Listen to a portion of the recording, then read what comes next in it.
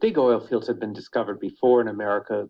Big oil booms had taken place before, but there was nothing to compare with East Texas. It was like a Saudi Arabia. The scale was huge. At one point, East Texas could have supplied half of the total oil consumption in the United States. It was so big, so unusual, it became known as the Black Giant.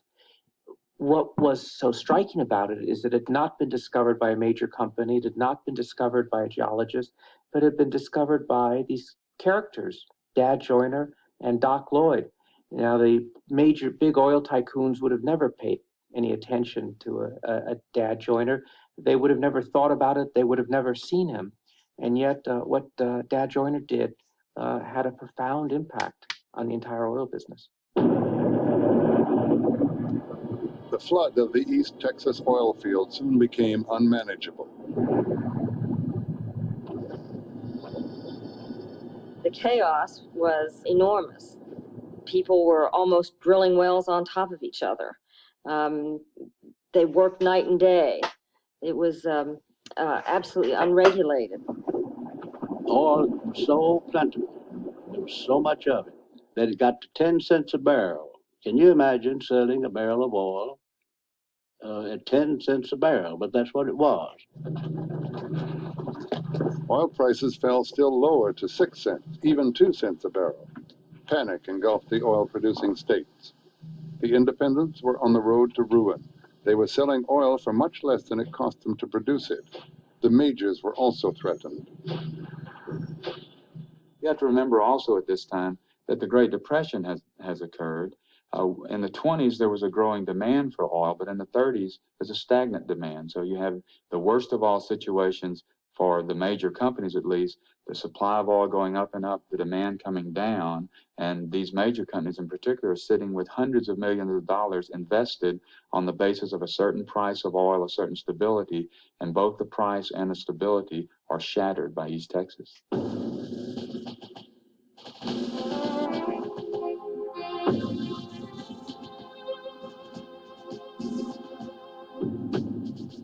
To stop the anarchy, the governors of the major oil-producing states, Texas and Oklahoma, moved to halt production with armed force. I walked to the bank one day, there were just soldiers all over the place. I wondered, what in the world? I walked on the outside and looked up and down the street, soldiers everywhere. Well, I knew that they had declared martial law. Several thousand National Guardsmen and mounted rangers descended on the East Texas and Oklahoma oil fields. But martial law was only a temporary solution.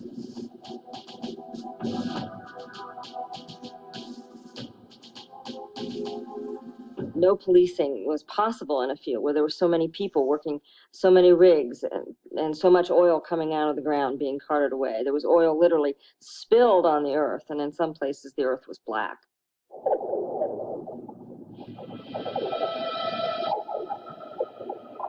In Texas, a state agency called the Railroad Commission attempted a more long-term solution.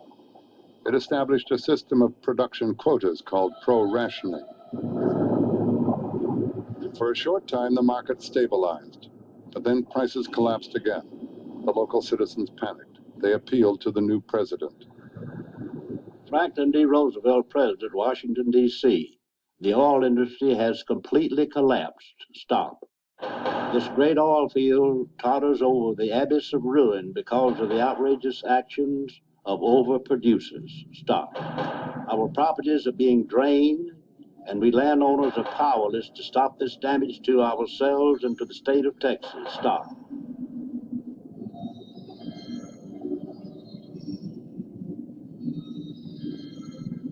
In Washington, President Roosevelt recognized what he called the wretched conditions in the oil business. He made his Secretary of the Interior, Harold Ickes, oil administrator, and told him to solve the crisis. Harold Ickes was a self-styled curmudgeon. He was difficult, he was suspicious, he had his own wiretapping instruments within his own investigative service within the Interior Department that made sure that people were loyal to him. There's a story that he got annoyed with people coming in to work a little late So he directed the police of the Interior Department to lock the doors of the Interior building at exactly 9 o'clock.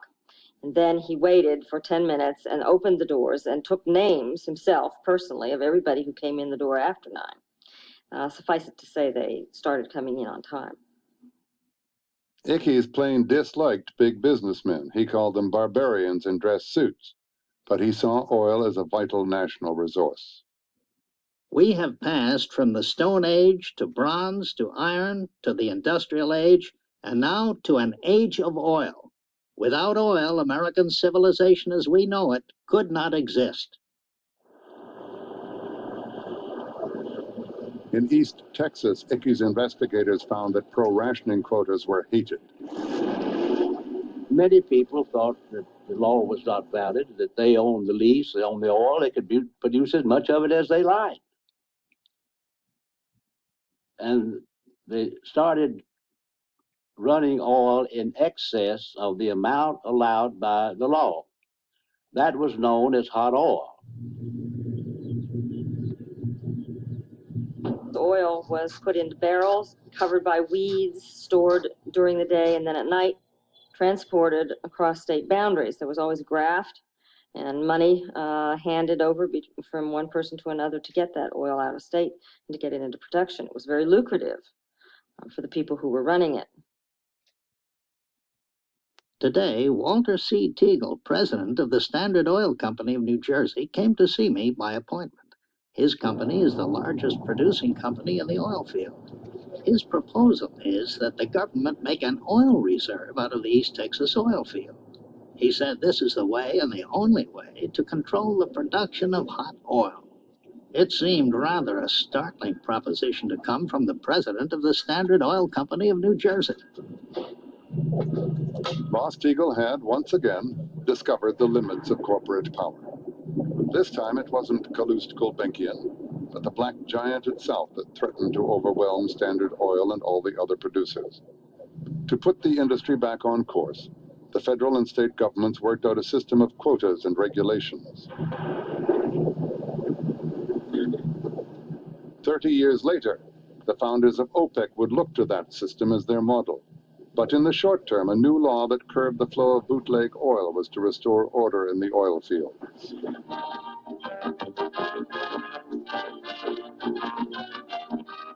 The days of hot oil are over. The law shall be supreme. In some ways, East Texas can be seen as the last hurrah for the old-fashioned independence. It's the last time that unregulated production is allowed in a major field in the United States. It's the last time that oil is produced in a frenzy in which whoever has the rights to the oil underneath the surface is allowed to pump it out as fast as they would like. The great irony for the oil industry was that the key issue facing it had turned around 180 degrees. The 1920s had begun with a specter of shortage, and that had shaped the strategies of companies and the strategies of governments. By the late 1920s and the middle of the 1930s, the problem was surplus, too much oil, and that became the central concern, the central obsession, both of oil companies and of national governments when they focused on oil.